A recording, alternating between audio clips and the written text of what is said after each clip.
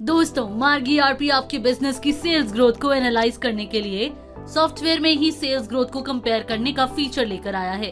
अब जैसे कि ज्यादातर बिजनेसमैन अपने बिजनेस की एग्जैक्ट और प्रॉपर सेल्स ग्रोथ जानना चाहते हैं, जैसे कि वो जानना चाहते हैं और कंपेयर करना चाहते हैं कि इस साल, इससे पिछले साल और उससे पिछले साल यानी पिछले 3 साल में किस कस्टमर की, आइटम की, कंपनी की, एरिया की क्या ग्रोथ हुई।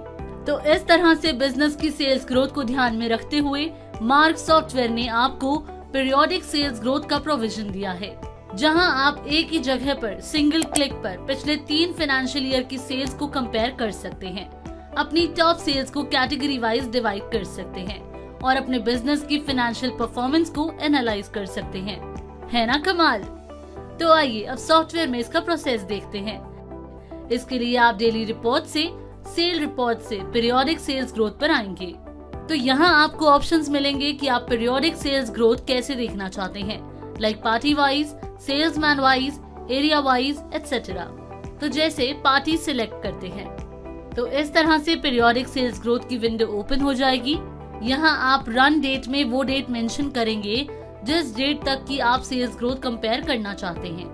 देन पीरियड सिलेक्ट करेंगे। जैसे अगर लास्ट ईयर पीरियड सिलेक्ट करते हैं तो पिछले 3 साल की जो सेल हुई होगी वो ईयर वाइज एनालाइज डेज के बेस पर शो हो जाएगी। यानी यहाँ एनालाइज डेज में आप जितने डेज मेंशन करेंगे, जैसे अगर 30 मेंशन करते हैं तो इन 30 दिनों के बेस पर आपको पिछले 3 सालों तक की सेल शो हो जाएगी। और अगर प्रीवियस पीरियड सिलेक्ट करते हैं और अगर यहाँ एनालाइज डेज में 30 मेंशन करते हैं तो लास्ट 30 डेज, उससे पहले के 30 डेज और उससे पहले के 30 डेज की सेल, यानी लास्ट 3 मंथ्स की सेल शो होगी। और ऐसे ही अगर 60 मेंशन करते हैं तो लास्ट 60 डेज, उससे पहले के 60 डेज और उससे पहले के 60 डेज की सेल शो होगी।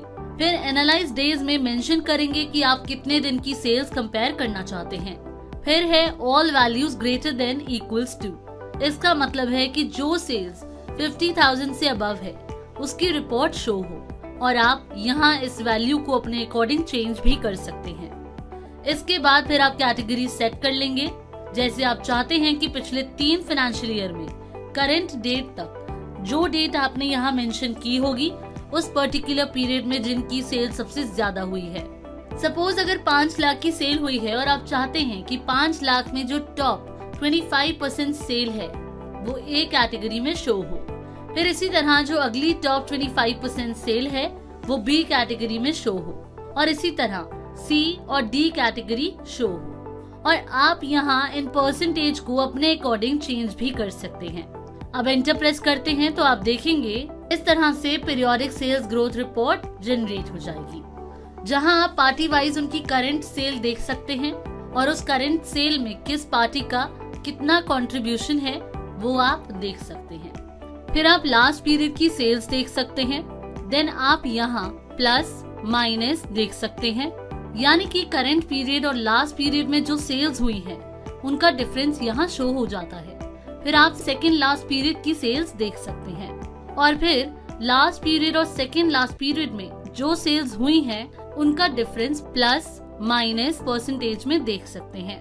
इसके बाद जैसा कि हमने लास्ट ईयर पीरियड और 30 डेज के बेस पर रिपोर्ट जनरेट की है तो उसके बेस पर आप करंट, लास्ट और सेकेंड लास्ट पीरियड देख सकते हैं, सबका टोटल देख सकते हैं और फिर सेल ग्रोथ के अकॉर्डिंग उनकी कैटेगरीज देख सकते हैं। तो इस तरह दोस्तों इस वीडियो में आपने पीरियोडिक सेल्स ग्रोथ के बारे में जाना। Thanks for watching.